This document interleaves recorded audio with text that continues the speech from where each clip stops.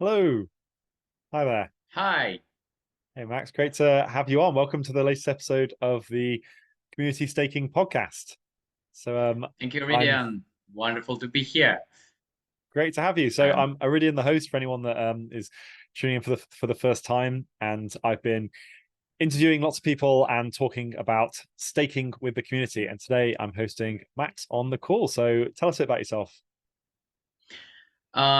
Hi there, my name is Max. Yeah, I'm a contributor for Lido DAO and working on analytical work stream, mostly on the like risk-based designing, like around how to make the protocol less risky and more appealing to everyone who uses. And yeah, I really love doing this, and I'm really excited to be here because Eridan and your podcasts are amazing. That's great. Well, thank you. Yeah, lots of information to go into there. We're going to start with some of the standard questions because it's nice to kind of set the playing field for everyone that's listening, and then we'll go into some more details about specifically what you do as a Lido DAO contributor and how importantly you're pushing community staking and making sure that there is a future where more people, that the maximum number of people can stake with Lido. Okay, so let's get started. When did you get into crypto? Is that the first question everyone gets asked? Yeah. So I have another question for you. Do you want a long story or short story? Well, we'll start with a short story and then we'll go into if I've got follow-up questions. So kind of shorter story. I think 10 years ago, I I was working for some research company for marketing research, and there was a lady. She was my boss, and she was constantly ordering some computer hardware on the workplace. And I asked her one day, why do you need all this stuff? And she told me that her boyfriend, he's into this mining some Bitcoin 10 years ago. I was like, what the fuck is that? Oh, what is that? Um, yeah, I've lost connection with her, but I'm generally interested how she's doing right now and her boyfriend. Yeah. Yeah, and then it was I was curious about this past 10 years. Uh, at some point I was renting some hash rate to mine. At some point I was toying with different sexes and writing some bots to, I would say, perform some arbitrage, connecting with the Telegram. But that was amazing, super interesting. Didn't work uh, for different reasons, but doing this was really exciting. And simultaneously I was working in the bank, in the usual commercial bank. And yeah, it was amazing. The level of automation and level the opportunities it gives, it was really good. And I think it was like 4 or 5 years ago, so there wasn't an article about dark forest then, but I've realized that if you try to go a little bit higher, not generating $2 or $3 from the circle of transactions, there are different actors that faster than you and more efficient than you. But still, it was insanely interesting. I at some point I've got the Telegram notification from my bot when I was in the hiking near the mountains that I made like $3 from some chain of transaction between different sexes. I was so excited. It was cool. Yeah, Yeah. but that was more of a hobby. And about a year ago, a little bit more, I've switched to my TradFi profession in risk management in traditional banking to DeFi, to being a contributor for Lido DAO. And yeah, that's how I get into crypto with Okay. I would say, interesting path. Yeah. No, it's great to hear. It's nice to hear stories when people heard about it like a long time ago or in the past, and it's been a slow process rather than just being like I was so against it and then I changed my mind when the number went up and jumped in to follow everyone else. And that's not bad reason. Lots of people get into it for that, but it's just great to hear such a range of stories to know that not everyone's here for exactly the same reason and from exactly the same background as well. It's really diverse, eclectic mix of people. Yeah, and this is insane, how I would say like different perception, like for my personal story I get on crypto, because there's like period when I was like building the bots for taxes. I didn't really understand the underlying mechanics.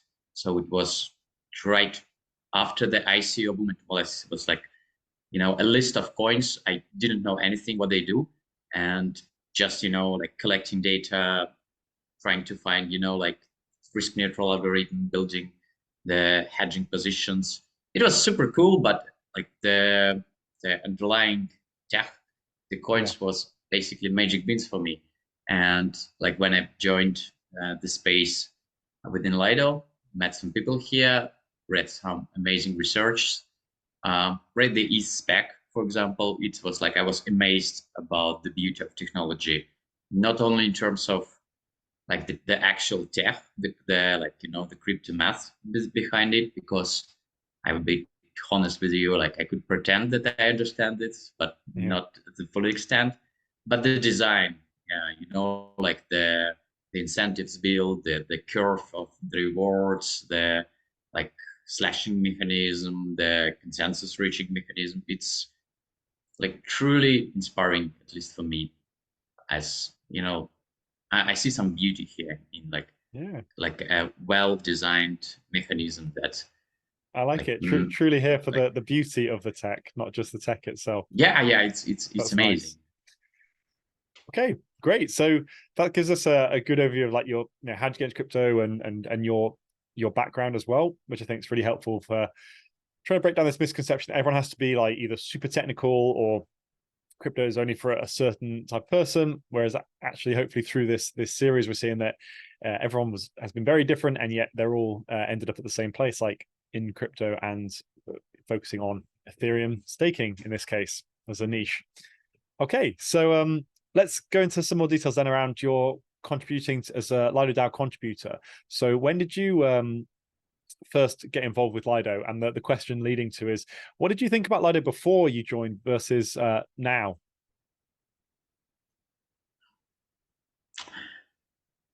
That's kind of if like I didn't knew what Lido is before I joined as a contributor. That's like sounds super weird, but that's again because of my, you know, background in TradFi and treating crypto more or less like, you know, some numbers on the screen of some like JSONs that AP return to you. But then like actually I have a friend, we've studied with him in university, and he told me about this like amazing protocol, amazing DAO. And like and that's what, not just about the Light, it was about the whole Ethereum ecosystem, about DeFi, about the different like L1, L2 bridges, all this, again, I'll say beauty. And I the thing that like probably got me into it on the hook is like I have a background in terms of like my education. I have like a master's degree in microeconomics, which is kind of weird science. It's not math, it's not economics, it's a kind of mathy economics when you like build some systems, like research where the equilibrium, where is like the Nash equilibrium, is it Pareto optimal, does it not Pareto optimal?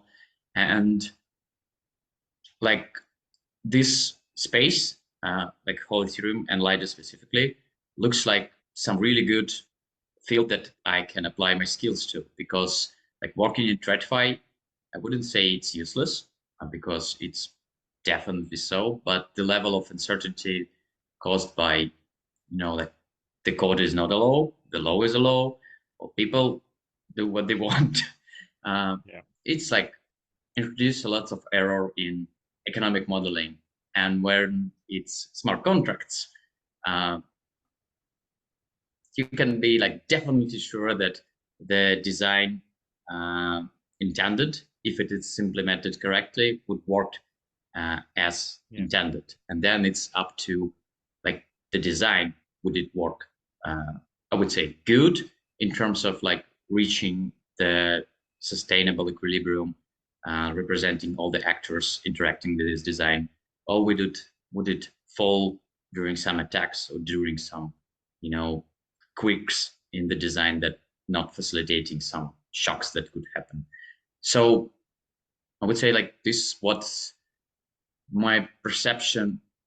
I would say like from the go, because from the go I was like just generally curious about this, but I've built it during the time I've contributed to the Lido to like to this extent. I think that maybe what protocol is doing is building some incentives that facilitate all the actors, not facilitate, that provide the options for all the actors to reach the equilibriums that delivers the value to all the parties. And Yeah. like I'm trying to contribute to make it even better. And that's something that like I was curious when I joined, and I've built my understanding and my vision here during this time I'm contributing. Hey, yeah, I like that. The TradFi arc, for me, it's the transparency. Like you said, the code functions as expected, but you also have the transparency. And TradFi world, everything's hidden, it's all murky, whereas on chain and smart contract data is visible to everyone. That's actually like the openness of community. I mean, like I'm not, you know, a TradFi head hater. There are lots of cool stuff there. There are lots of amazing designs there that like I think could and should be applied with some tweaks to like the DeFi. But the level of transparency within the whole community, when like basically all the researchers, all the like technical guys, all the like general actors could openly discuss and communicate, it's just fantastic. It's like really, really inspiring in terms of how basically anyone can come to the research forum and like put a comment or start a discussion within my researchers, or I could do the same. So that's really something else comparing to at least like the TradFi that I was involved with, which is like corporate banks risk management. Okay, well, let's see how this plays out then with what you're doing at Lido right now. So the goal is to understand how we can support a solo staking or a home staking community in the future of Lido. So right now there are only permissioned operators, and in future the plan is for there to be permissionless operators in Lido. But how do you actually get to that point? How do you get from where we are now to there, and what are the risks involved? Yeah, that's a good question. Like, so like as I consider it, it's like more. It's even more of just like introducing permissionless node operator to Lido. It's like making the like node operator set for the protocol scalable in terms of like making it an algorithm in the end game. And this is like super ambitious and complex tasks that involves like actually developing the tech, for example, which I'm not capable of. But also this like involves creating the design that would lead to like sustainable and like as optimal as possible condition for all the participants. And like the basic idea here is like introducing solo stakers for the Lido node operator set is definitely fantastic in terms of management of the decentralization of the set.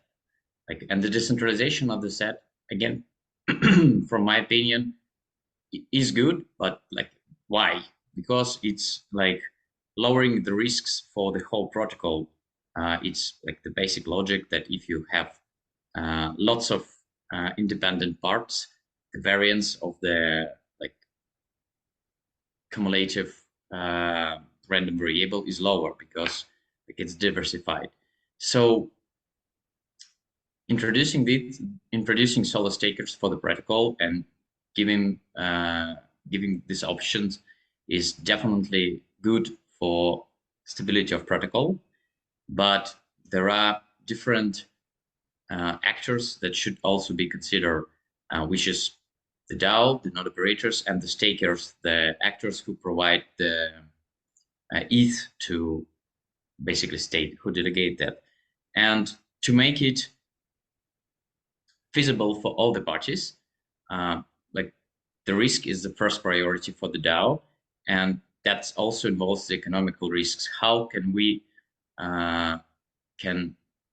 as all the community, solo stakers, actors, stakers who provided ETH, like be sure that there wouldn't be any unnecessary risk taking by the actors who just provided the stake for the protocol? Because if there would be such a risk, there wouldn't be a stake in the protocol. If there wouldn't be a stake into the protocol, there wouldn't be a stake to delegate to the solo stakers to like enforce the decentralization of Ethereum. So it's a task to find a balance between like making it as open and as feasible for solo staker as possible, maintaining the risk and the value that protocol provides for the stakers.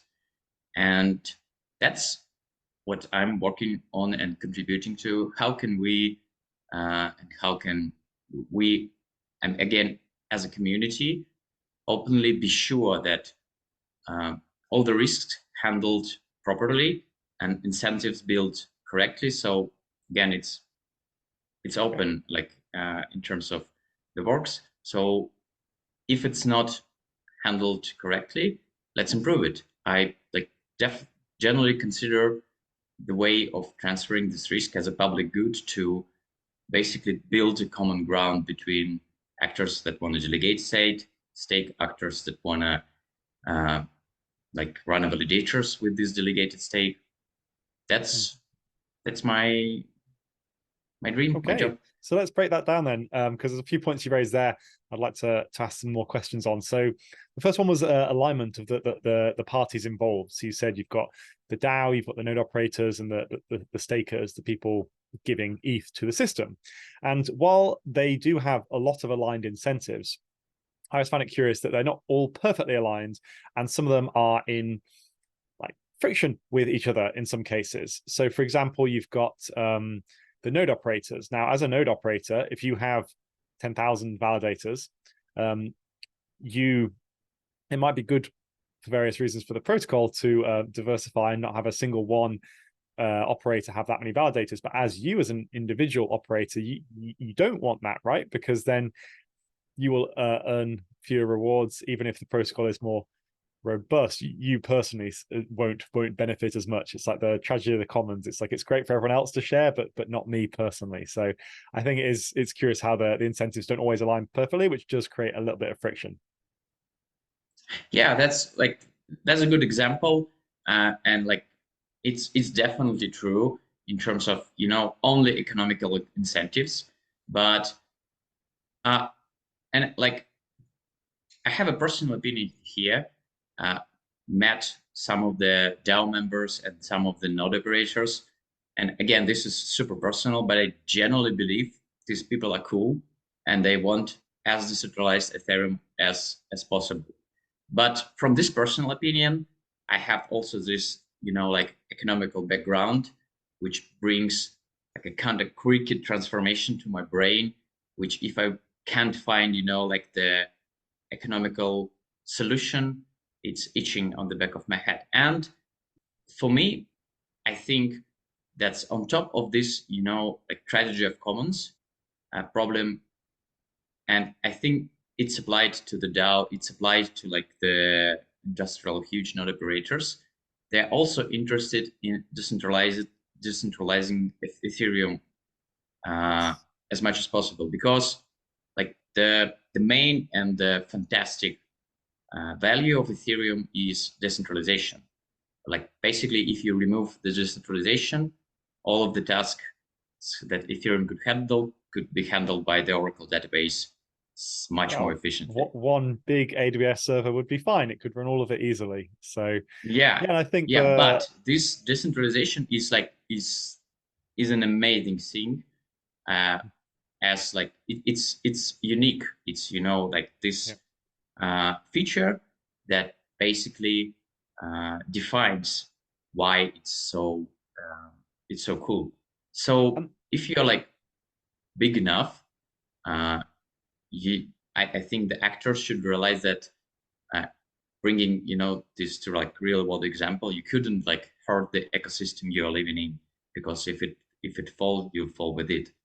So yes, and I've talked about this before, is that in Web 2 worlds, the idea is that you can winner takes all does work. So if Google has 80% of share on the internet, and then it has 90%, and then it has 99%, that actually doesn't have necessarily a detrimental effect to the internet. It actually has network effects, like with Facebook. The more people that are on it, the more people you can find and connect with. But with Ethereum, it doesn't work like that, because if Lido did have 99% or 100% of the stake, or if it was all on Coinbase or something, that would have a detrimental impact to the network, the actual thing that the network is producing, which many people say different things, but decentralization or credible neutrality that comes from that decentralization, the single point of failure not being there. So yeah, I think for anyone that's interested in the problem I mentioned, or the thing about like, well, how do you do you just ask the node operators and say, please, can you give away some of your validators? Well, the Lido system at the moment, before 7002 and triggerable exits are enabled, there is a system where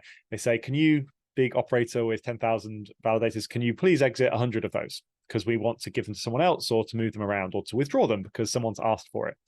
And if the operator does it, that's great. And if they don't for any reason, maybe they're just slow or didn't get the message, hopefully, they will not get the rewards on the remaining 9,900 operators. So they've got a very good economic incentive to give the 100 away, even if it doesn't necessarily act in their overall best interest because of these other models. So you can provide these economic incentives, as well as the more rational, like, please can you do it, social elements. So just if anyone's curious, that's how Lido currently works, and in future that won't even be an issue with triggerable exits possible. Yeah, I mean, like in your example, like there is like no like explicit way for the DAO to ask another operator to like exit some validators to redistribute the stake. But there is another way to redistribute the new stake that is going to the protocol. And that's like more of, because like, redistribution of stake hurts Ethereum also. It's like exiting validators, entering validators. It's like creating this hustle. It creates it at scale. It can cause, so at small scale, the idea of like nothing being too sticky, if it's it's the exit queue. We saw this as it was really full, and now it's empty. It's reached the equilibrium state with the entry and exit. And depending on your opinion on that, like if it was incredibly easy to exit, if it was like instant withdrawals and you could just move to a different protocol, then the question would be like, well, would Lido still have the amount of stake it has if it was instant or incredibly easy to move stake?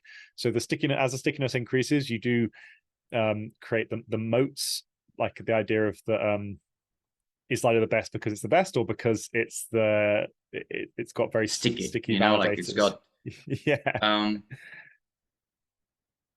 like, again, my personal opinion, if we'll like assume zero transaction costs to move a validators, to move a stake between different protocols, between different solutions, I would assume that the share would be the same, because like the stickiness, from my opinion, affects mostly the speed of the change that is happening. And according to like the current data that we observe, like for past like the quarter, like with some like volatility past year, the share of the protocol is quite stable.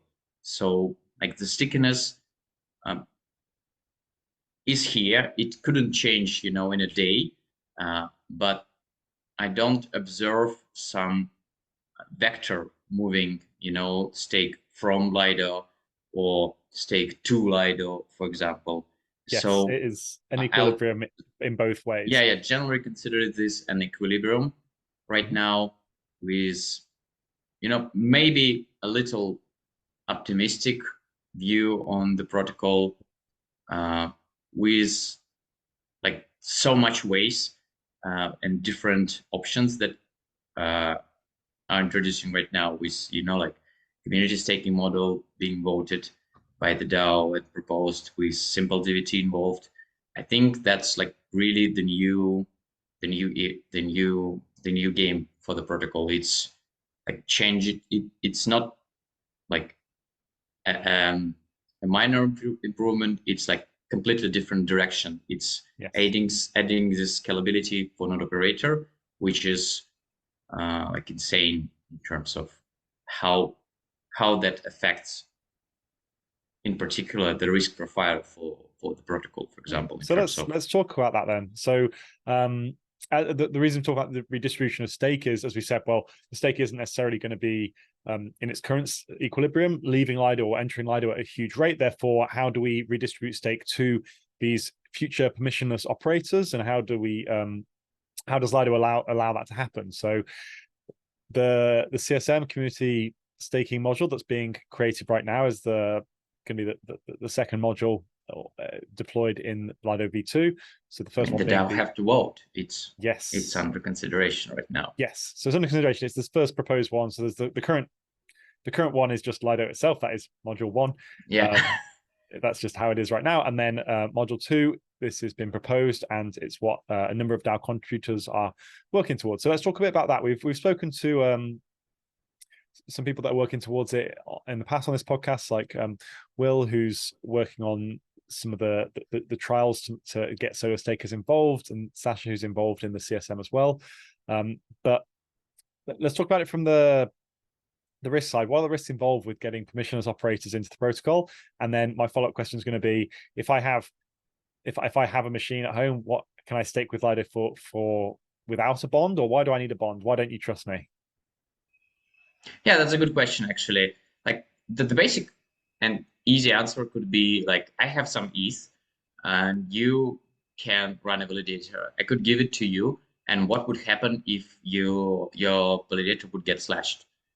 Like without the protocol, with this simple example, like if it's just 2 of us, you run the validator, I have the capital. So just pause there, because I think this is something that particularly you and I and everyone very close to this world, we jump straight to the, well, let's talk about slashing. So just to break it down for people that aren't as aware. So when you have a validator, for example, if Lido gives a validator to one of the node operators, whether it's permission now or permissionless in future, all they can do is run that validator. They can't steal the ETH. The withdrawal address is fixed to the Lido withdrawal contract, and that will still be true in this future world. That's what the proposal is.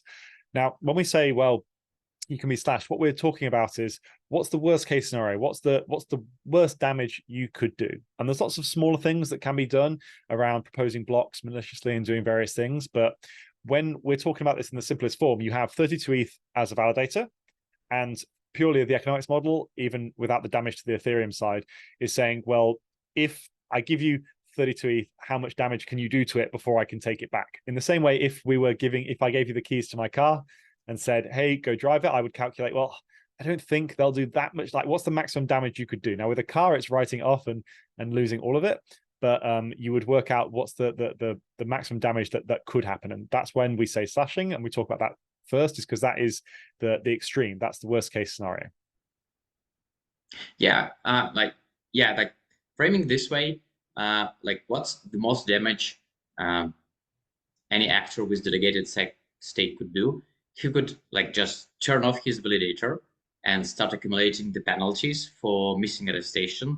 And like roughly speaking, super roughly speaking, the penalties accumulated for not performing validator's duty somewhere around 70%, slightly less than the actual rewards that this validator would get from the same time performing the duties. So like being offline, the validator is A, accumulating penalties, B, not generating the rewards, which is some social contract that actors providing the stake is, you know, like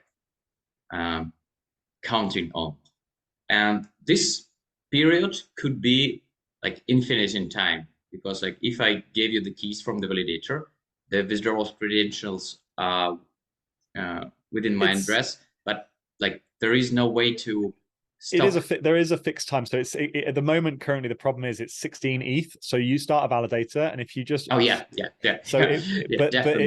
it feels infinite because it would be like 15 years or 16 years. It's some like really long, or like 8 years. It's some really long period of time that's way longer than it actually needs to be. And there's some talk even at Dev Connect last week, some of the proposals that of like, what could we change to Ethereum, and some were quite small. They were like, let's change the slot time so it starts exactly on the minute rather than 1 second before.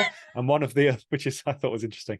And then there was another one which was to say this, like, why is it so long? Like, why do you need to bleed out to 16 ETH before you get kicked out of the system? Like, if you've been bleeding out to any amount, even for example like 30 or a smaller amount, why isn't that the trigger? So that was under question. But yes, right now turning the validator off is one of the things that you could do if you're a permissionless operator. You could join the system, you're right, and just like turn it off. Not for infinity, but until you're like basically accumulating 16 ETH at the penalties, and then your validator would get exited. Yeah, that's true. But like within the EE 7002, which is like introducing contract triggerable exits, there would be a way to like stop this behavior earlier.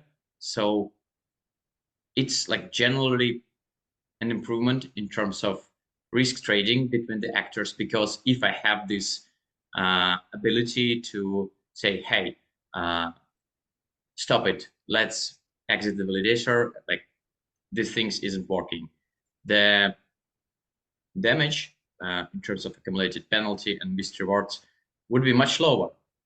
So this is some like improvement for Ethereum that opens up lots of possibilities. It could be done without this check with, you know, like some percent messages, for example, that is stored somehow. But this like percent messages has its flaws, and the conversations around that, particularly the timings, is that if 7002 does get introduced, it's something like, if you look at it on the 1 to 2 year timeframes from today, hopefully those kind of timelines, then how much effort and energy needs to be put into worrying about bleeding out for 8 years if you only got to worry about it for a short time. So that's where it comes around, like, well, which do we focus on? What do we prioritize on when we're looking at getting permissionless operators and solo stakers involved as quickly as possible? Because there is a time pressure on this. It's not just we'll do it someday.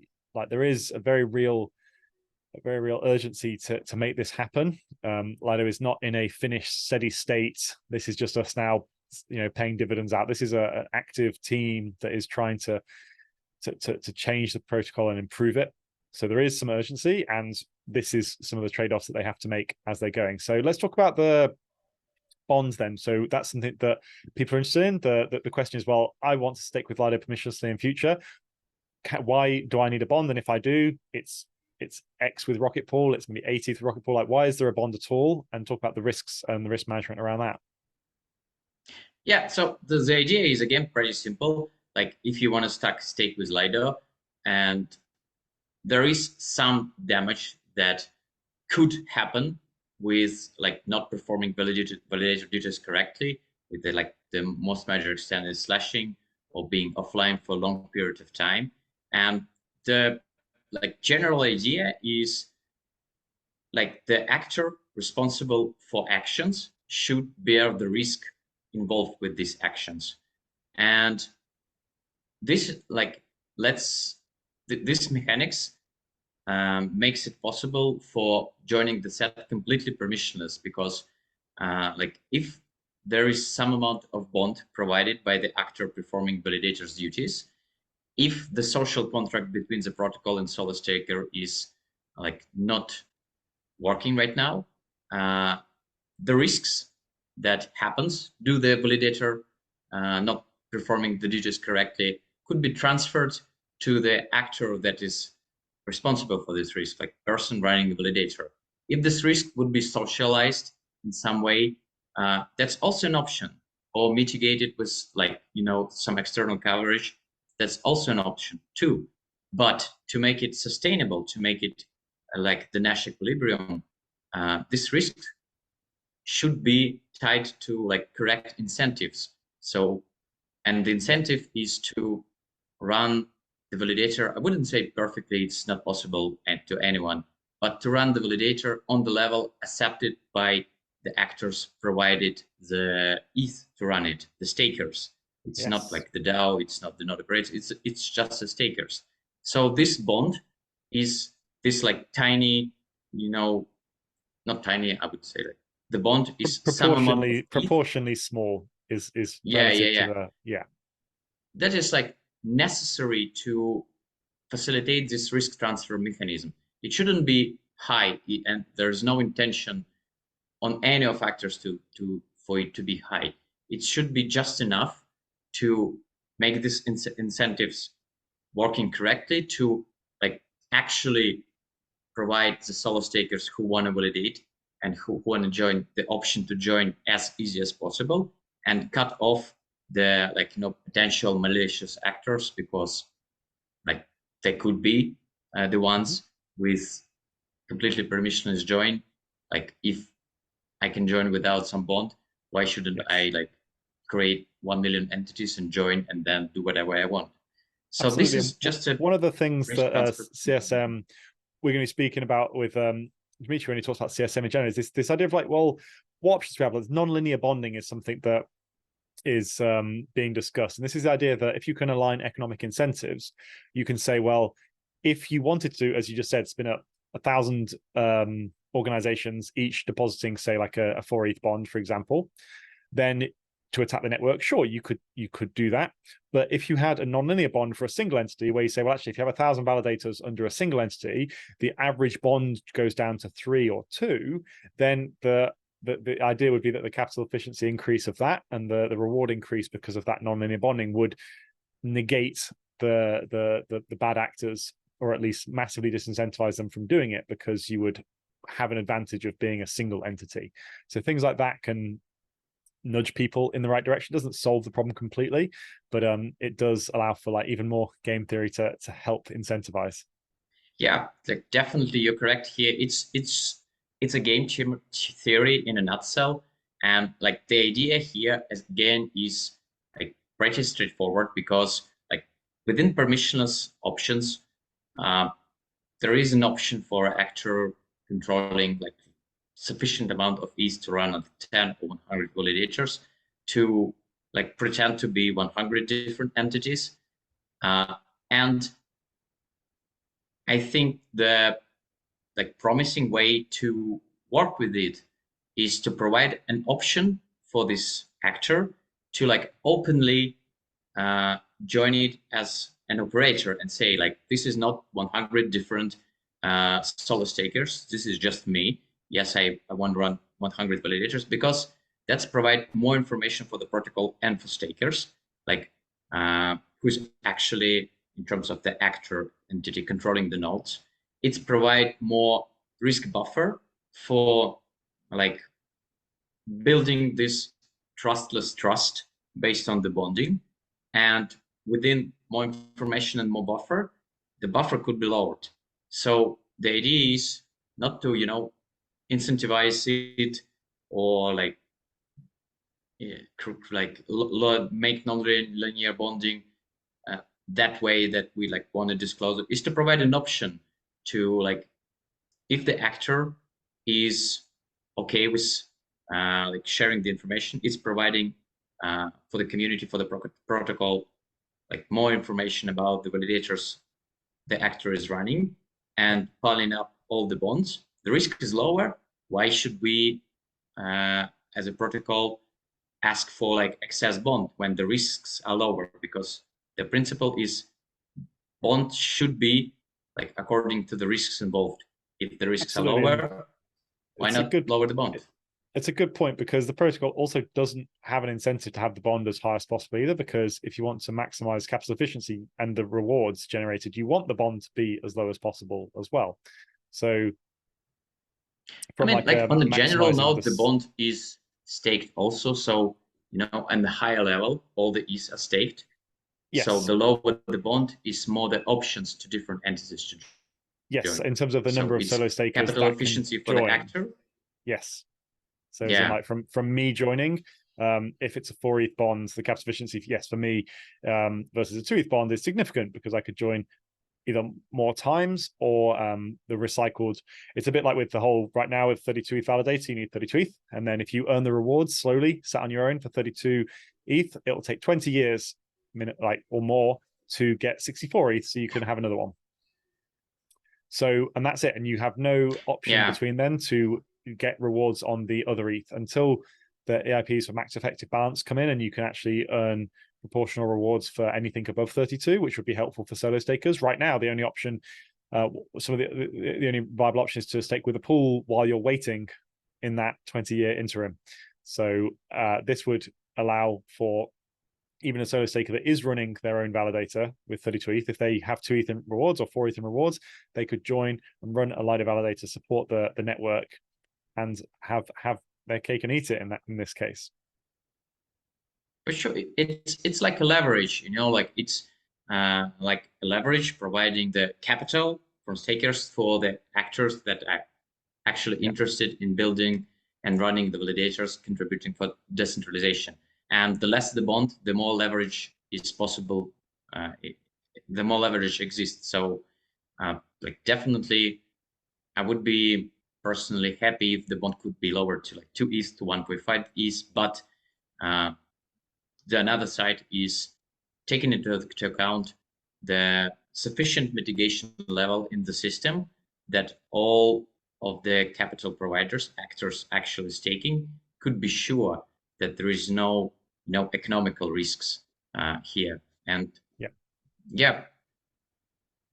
Hey, that sounds great. So let's talk about the next steps then. So right now we're talking a lot about CSM and the future of this permissionless operators. Right now, that's not the case. That's still being, as you said, voted on by the DAO. It's still a proposal. So if anyone's got any feedback or comments hearing this, or saying, actually, I have a problem with that, you're taking on too much risk or not taking on enough risk, depending on your opinions, it's still open on the forums. It's, anyone can comment and give feedback on the current proposal.